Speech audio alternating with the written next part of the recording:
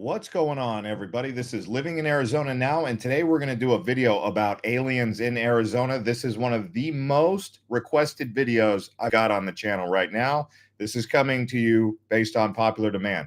People want to know the history. They want to go all the way back to the Navajos, who talked about the skinwalkers, and we're going to talk about the Phoenix Lights, as well as fire in the sky and some of the other stories, even including a conversation about the Sedona Vortex. Okay. So if you guys have any UFO stories that you want to share them in the chat, share them in the comments, smash up the likes. This is a live stream. We're going to get it out to a live audience. A lot of you are saying you're not getting notifications when the live stream's coming out. You have to turn on the bell.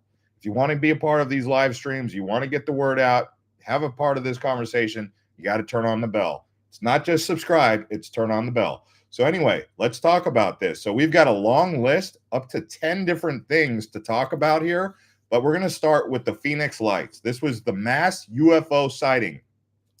Let us know where you guys are watching from in the comments. I see you guys already smashing up the likes. So what happened? On March 13th, 1997, thousands of people across Arizona, including Phoenix, reported a mile-wide V-shaped UFO with glowing lights moving silently overhead. Okay, so this is interesting because at first, when the governor, Fife Symington, that was his name at the time, when he heard about that, he made a mockery of it. He was just like, yeah, whatever, UFOs. He later changed his tune, saying whatever it was, that thing was huge. Okay, now I want to say this. The official explanation was the U.S. Air Force later claimed there were flares during training exercises.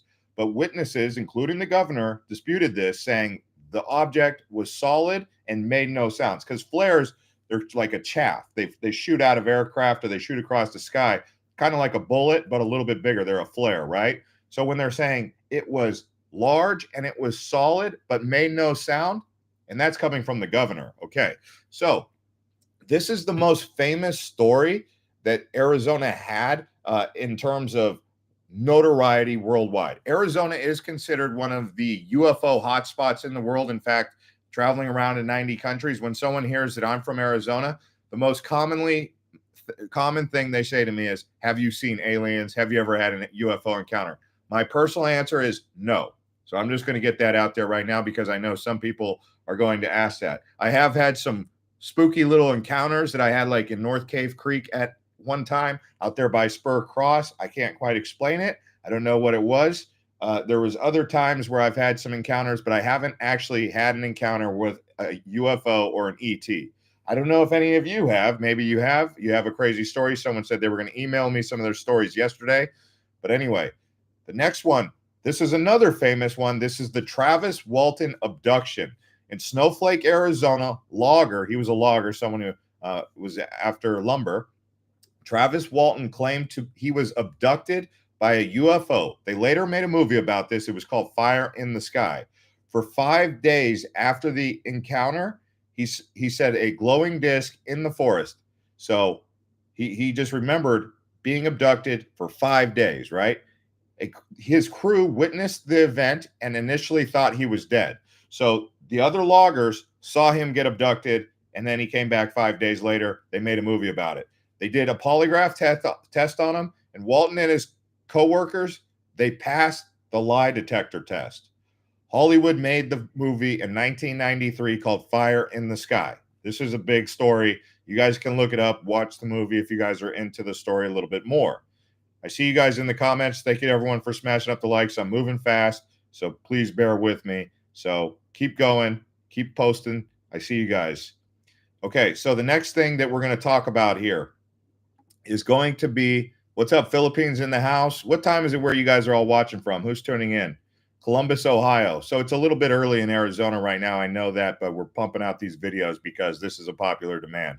All right, so the next thing is going over here to the news.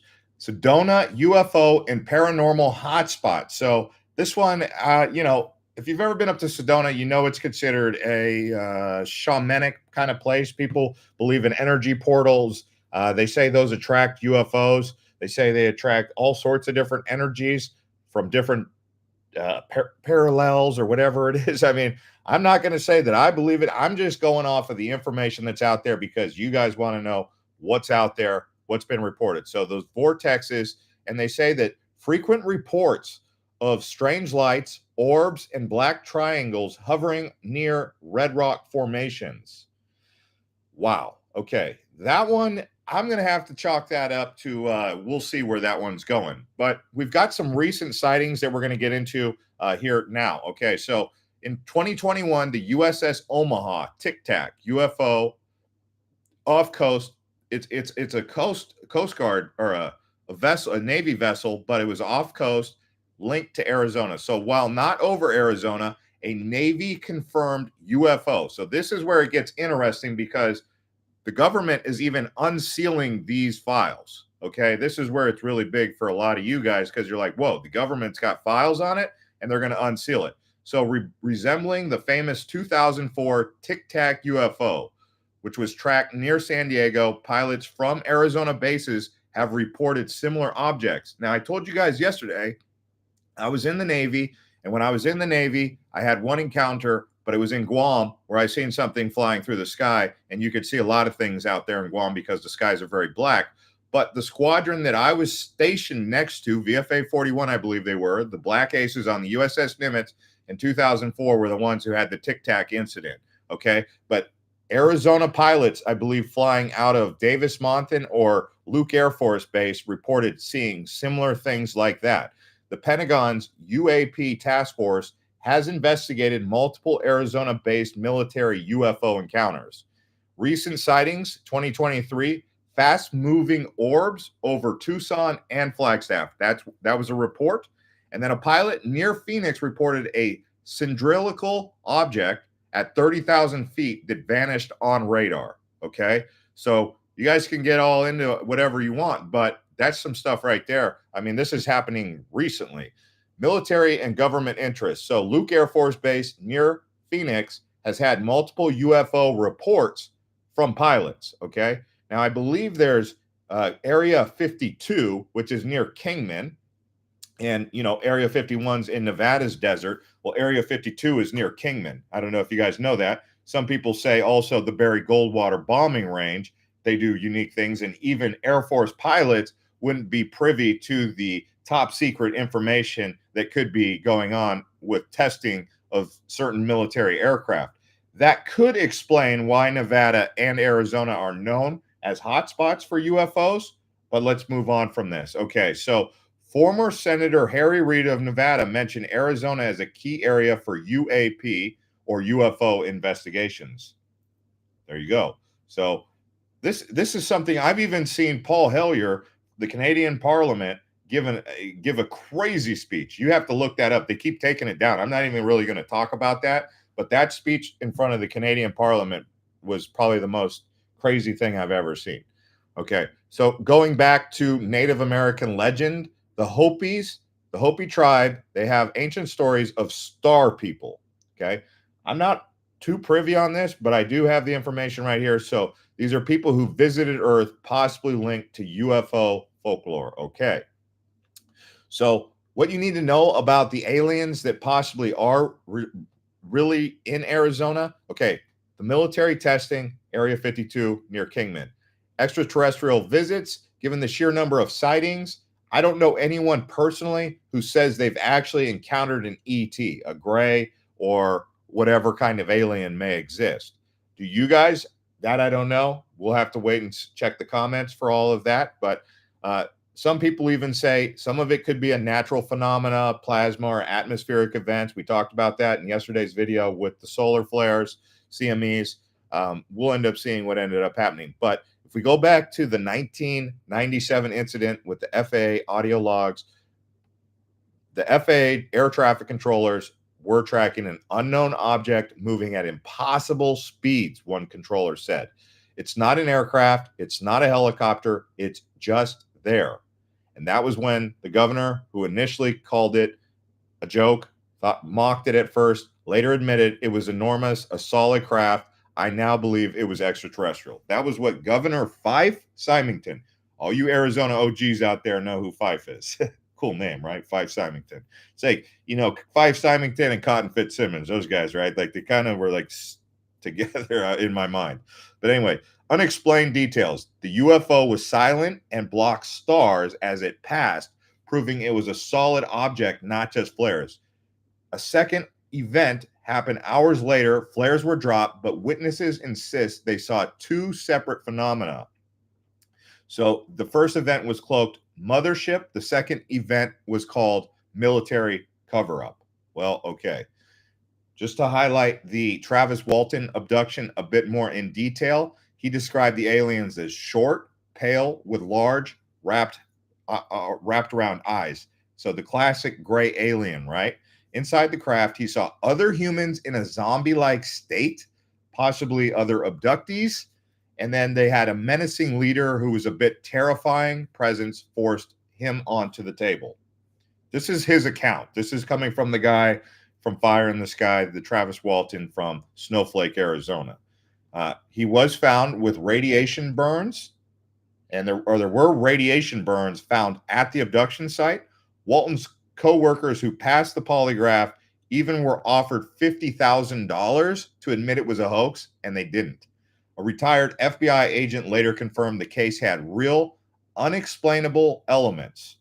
So you guys tell me what you think about that. Thank you to everyone who's smashing up the likes. I see you all in the comments. Someone said, hey, from Benson. Where's everyone tuning in from today?